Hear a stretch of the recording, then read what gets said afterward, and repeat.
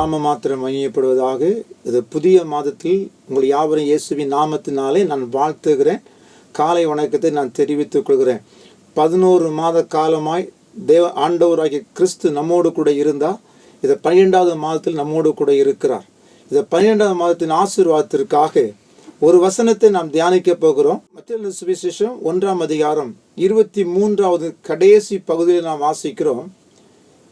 Emmanuel என்பதற்கு தேவன் நம்மோடு கூட இருக்கிறார் என்று அர்த்தமாம் என்று சொல்லி நாம் வேதத்தில் வாசிக்கிறோம். இந்த இம்மானுவேல் என்று சொல்லப்படுகிற வார்த்தையில் பழைய ஏற்பாட்டின் 2 சிந்தனை உள் அடங்கியிருக்கிறது என்பதை நாம் முதலாவதாக புரிந்து கொள்ள வேண்டும். காரணம் என்னவென்று சொன்னால், என் ஆண்டவராகிய தேவன் நம்மோடு கூட இருக்கிறார் என்பதை அவர் வெளிப்படுத்துகிறார். அது மாத்திரமல்ல, தனிப்பட்ட வாழ்க்கையிலும் நம்மோடு கூட இருக்கிறார் என்பதை அவருடைய வாழ்க்கையில் நாம் ஜீவம் பண்ணும்போது, அவருடைய வாழ்க்கையை நாம் இன்னும் அலசி ஆராய்ந்து பார்க்கும்போது அவர் நம்மோடு கூட இருக்கிறார் என்பதை அநேக சத்தியத்தின் வழியாக, வார்த்தையின் வழியாக அவர் நம்மோடு கூட இருக்கிறார் என்பதை நாம் அறிந்து கொள்ள முடியும். குறிப்பாக வேதாகமத்தின் வழியாக நாம் பார்க்கும்போது நம்மோடு கூட இருக்கிறார் என்பதை நாம் உணர்ந்து கொள்கிறோம். அது மாத்திரமல்ல, ரட்சிப்பின் வழியாக அவர் நம்மோடு கூட இருக்கிறார் என்பதை அறிந்து கொள்ள முடியும். இயற்கையின் வழியாக நாம் பார்க்கும்போது ஆண்டவராகிய தேவன் உயர்ந்தவராய் இருந்தும் அவர் வானத்தில் இருந்து நம்மை நோக்கி கண்ணோக்கி பார்க்கிறவராக காணப்படுகிறார். எனவே இம்மானுவேல் என்று சொல்லப்படுகிற அந்த தேவன் நம்முடைய வாழ்க்கையில் எவ்விதமாய் செயல்படுகிறார் என்பதை 2 குறிப்புகள் வழியாக ஆவியானவர் நம்மோடு இடைப்படுவாராக. ஒன்று, வார்த்தையின் வழியாய் தேவன் நம்மோடு கூட இருக்கிறார். வார்த்தை என்பது நாம் வேதத்தில் நாம் வாசிக்கிறோம். 1 யோவான் 1ஆம் அதிகாரம் 1வது வசனத்திலே, அந்த வசனத்தை நாம் ஆழமாய் நாம் தியானிக்கும் போது நாங்கள் கண்டதும் நாங்கள் கேட்டதும் நாங்கள் நோக்கி பார்த்ததும் என்று சொல்லி அந்த வசனத்திலே நாம் பார்க்கிறோம். அது மாத்திரமல்ல, யோவான் சுவிசேஷம் 1ஆம் அதிகாரம் 1வது வசனத்திலே, ஆதியிலே வார்த்தை இருந்தது, அந்த வார்த்தை தேவனாய் இருந்தது, அந்த வார்த்தை தேவனிடத்தில் இருந்தது என்று சொல்லி நாம் வேதத்தில் வாசிக்கிறோம். எனவே இம்மானுவேல் என்று சொல்லப்படுகிற ஆண்டவராகிய தேவன் வார்த்தையின் வழியாய் மனிதனோடு அவர் ஈடுபடுகிறார். வார்த்தையின் வழியாய் அவர் நம்மோடு கூட இருக்கும்போது, வார்த்தையின் வழியாய் அவர் நம்மோடு கூட பேசும்போது, வார்த்தையின் வழியாய் நாம் அவரை காணும்போது, இந்த உலகத்தில் இருக்கிற கடைசி நிமிடம் மட்டும் அந்த வார்த்தைக்குள்ளாக நம்முடைய ஜீவியம் அமையும் போது ஆண்டவராகிய தேவன் பல வழிகளிலே நம்மை ஆசீர்வதிக்கிறவராக, நம்மை உயர்த்துகிறவராக, நம்மை மேன்மைப்படுத்துகிறவராக, எல்லாவற்றுக்கும் மேலாக நம்மோடு கூட இருக்கிறார் என்பதை நம்முடைய வாழ்க்கையின் அனுபவத்தில் இருந்து நாம் வெளிப்படுத்தக்கூடியவர்களாகவே நாம் காணப்பட வேண்டும். விசேஷமாக நாம் வேதத்தில் வாசித்து பார்க்கும்போது ஆண்டவராகிய தேவன் இந்த உலகத்தில் எல்லாவற்றையும் படைத்தார்.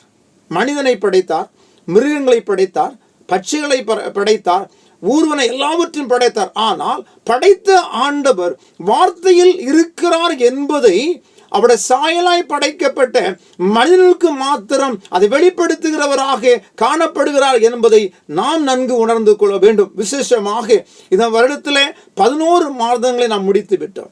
12வது மாதத்தின் முதல் நாளில் நாம் நிற்கிற நாம் இது வருகிற 31 நாட்கள் எப்படி இருக்கும் என்று சொல்லி ஒருவேளை நாம் திகைத்து கொண்டிருக்கலாம், நாம் பாரப்படலாம், நாம் வேதனைக்குள் தள்ளப்படலாம். காரணம், இந்த மாதம் ஒரு முக்கியமான மாதமா இருக்கிறபடியால் என் ஆண்டவர் நான் துதிக்கிறேன், ஸ்தோத்திரிக்கிறேன். அவருடைய பிறப்பையும் அவருடைய புதிய வருடத்தையும் நாம் கொண்டாடுவதற்கு ஆயத்தமாக இருக்கிற இந்த நாட்களிலே அந்த வார்த்தையாகிய இம்மானுவேலர் நம்மோடு கூட இருக்க வேண்டும் என்பதை நாம் முதலாவதாக நாம் உணர்ந்து கொள்ள வேண்டும். வார்த்தை என்று சொல்லப்படுகிற அந்த இம்மானுவேலர் நமக்குள் இருந்தால் மாத்திரமே அது நமக்கு ஆசீர்வாதமாய் அமையும் என்பதில் எந்த விதமான சந்தேகம் இல்லை. இரண்டாவதாக, இம்மானுவேல் தனிப்பட்ட வாழ்க்கையிலே அவர் நம்மோடு கூட இருக்கிறவராக அவர் காணப்படுகிறார். நாம் வேதாகமத்தில் வாசித்து பார்க்கும்போது 1 கொரிந்தியர் 13ஆம் அதிகாரம் 5வது வசனத்திலே, உங்களை நீங்களே சோதித்து அறியுங்கள், உங்களை நீங்களே பரிசை பாருங்கள், கிறிஸ்து உங்களுக்குள் இருக்கிறார் என்று உங்களை நீங்களே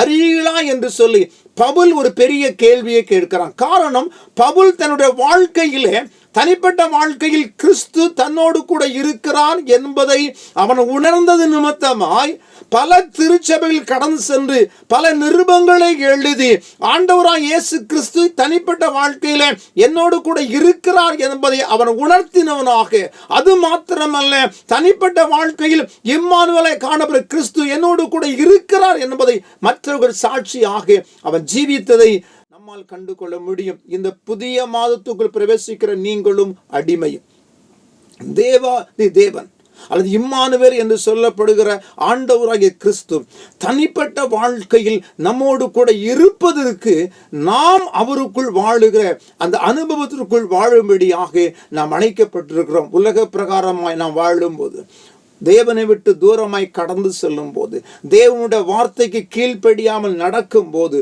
துன்மார்க்கமாய் ஜீவிக்கும் போது, ரட்சிப்பு அற்ற தன்மையிலே என்னோட வாழ்க்கை அமையும் போது, இப்படிப்பட்ட தனிப்பட்ட மனித வாழ்க்கையில் தேவன் நம்மோடு கூட இருக்கிறார் என்பதை நாம் ஒருபோதும் கண்டு கொள்ள முடியாது. எனவே ரட்சிப்பை கொடுக்கும்படியாய் கடந்து வந்த இம்மானுவேல் ஆகிய தேவன் நம்மோடு கூட இருக்கிறார் என்பதை நாம் முதலாவதாக உணர்ந்து கொள்ள வேண்டும். அப்போஸ்தலனாகிய பவுல் அதை குறித்து ஆழமாய் சொல்லும் போது அநேக காரியங்களிலே அவன் வெளிப்படுத்துவதை நம்மால் காண முடிய காரணம் என்னவென்று சொன்னால், இந்த உலகத்தில் வாழ்ந்து கொண்டிருக்கிற இந்த நாட்களில் நம்மோடு கூட யாரும் வருவதில்லை.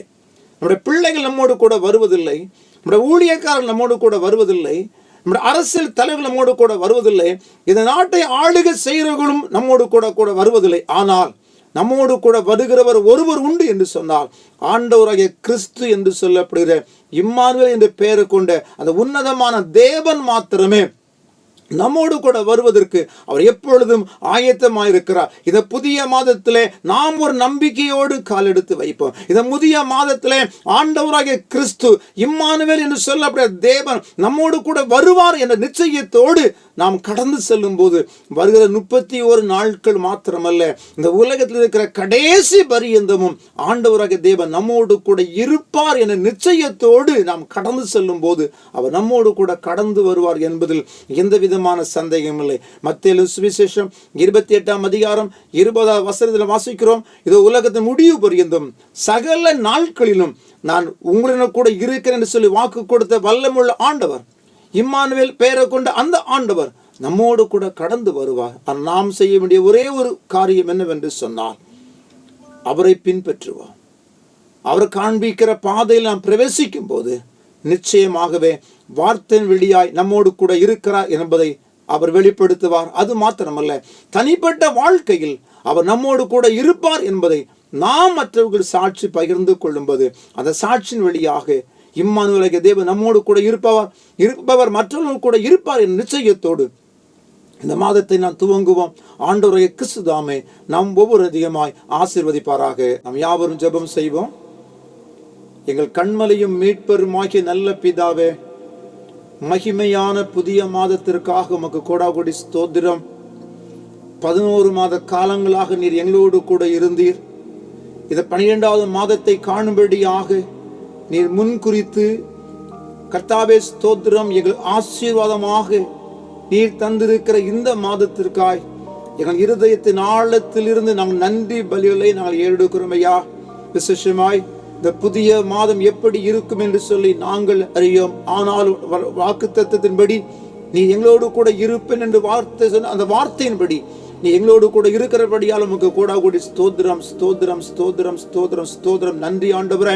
விசேஷமாக இந்த மாதத்திலே தனிப்பட்ட மனிதன் ஆயத்தப்படுகிறான், குடும்பங்கள் ஆயத்தப்படுகிறது, திருச்சபை ஆயத்தப்படுகிறது. ஆனால் ஸ்தோத்திரம் என் அன்பின் ஆண்டவரே, நாங்கள் எப்பொழுதும் உமோடு கூட இருக்கிறோம் என்ற நிச்சயத்தோடு நாங்கள் வாழுகிறவர்களாக எங்களை மாற்றும்படியாய் நாங்கள் ஜெபிக்கிறோம். விசேஷமாய் இந்த வார்த்தை கேட்கிற ஒவ்வொரு பிள்ளைகளையும், ஒவ்வொரு திருச்சபை ஜனங்களையும், தனிப்பட்ட வாழ்க்கையிலே ஆண்டவரை ஸ்தோத்திரம் ஈடுபட்டு இருக்கிற பிள்ளைகளையும் கர்த்தர் ஆசீர்வதிக்கும்படியாய் நாங்கள் ஜெபிக்கிறோம். மனபாரத்தோடு இருக்கிற பிள்ளைகளுக்காக ஜெபிக்கிறோம். கவலையோடு கண்ணீரோடு நாட்களை செலவழிக்கிற பிள்ளைகளுக்காக ஜெபிக்கிறோம். கர்த்தர் ஒவ்வொருவரையும் ஆசீர்வதியும். விசேஷமாய் இந்த புதிய மாதத்துல கர்த்தாவே ஸ்தோத்திரம் உடைய பிறப்பின் பண்டிகை கொண்டாடுவதற்கு ஆயத்தமாய் இருக்கிற ஒவ்வொரு பிள்ளைகளையும், ஒவ்வொரு குடும்பங்களையும், ஒவ்வொரு திருச்சபையும் கர்த்தாவே ஸ்தோத்திரம் நீர் ஆசீர்வதிக்கும்படியா ஜெபிக்கிறேன். நீ தமது பிள்ளைகளோடு இருந்து வருகிற புதிய ஆண்டையும் கர்த்தாவே நீர் ஆசீர்வதித்துக் கொடு. நீர் அவித செயல்படுத்த போற கிருபைகளுக்காய் உமக்கு கோடாகோடி ஸ்தோத்திரம். இந்த உலகத்தில் நடந்து கொண்டிருக்கிற எல்லா ஆண்டவரை ஸ்தோத்திர கிறிஸ்தவ ஐக்கியங்களுக்காக நாங்கள் ஜெபிக்கிறோம். ஊழியம் செய்கிற ஊழிய பிள்ளைக்காக ஜெபிக்கிறோம். தனிப்பட்ட நிலைமையில் ஊழியம் செய்ய ஊழிய பிள்ளைக்காக ஜெபிக்கிறோம். ஒவ்வொருவரையும் ஆசீர்வதியும். இந்த மாதம் ஆண்டவரே எல்லாருக்கும் ஆசீர்வதிக்கப்பட்ட மாதமாக பரிசுத்த ஆவியானவர் அமைத்து கொடுக்கும்படியாய் நாங்கள் ஜெபிக்கிறோம். இது நோக்கி இருக்கிற புதிய ஆண்டையும் கர்த்தாவே நீர் எங்களுக்கு ஆசீர்வதித்து தாரும். புதிய கிருபையிலும் புதிய வல்லமையிலும் ஆண்டவரே ஸ்தோத்திரம் ஸ்தோத்திரம் ஸ்தோத்திரமையா. உமோடு ஜீவிக்கிற அந்த நல்ல ஜீவியத்தை புதிய ஆண்டிலும் கர்த்தர் எங்களுக்கு கொடுக்கும்படியாய் நாங்கள் ஜெபிக்கிறோம். நீர் மகிமைப்படும். தொடர்ந்து வழிநடத்தி எங்களை ஆசீர்வதியும். இயேசுவின் விலையேறப்பட்ட நாமத்தை ஜெபிக்கிறோம் எங்கள் நல்ல பிதாவே, ஆமென். இந்த கர்த்தராகிய இயேசு கிறிஸ்துவின் கிருபையும் பிதாவாகிய தேவத்தின் அன்பும் தூய ஆவியானவரின் ஐக்கியம், சிநேகம், சமாதானம் இன்றும் என்றும் எப்பொழுதும் சதா நாட்களிலும் நம் அனுடு கூட அவர் தங்கியிருப்பாராக. ஆமென், ஆமென், ஆமென்.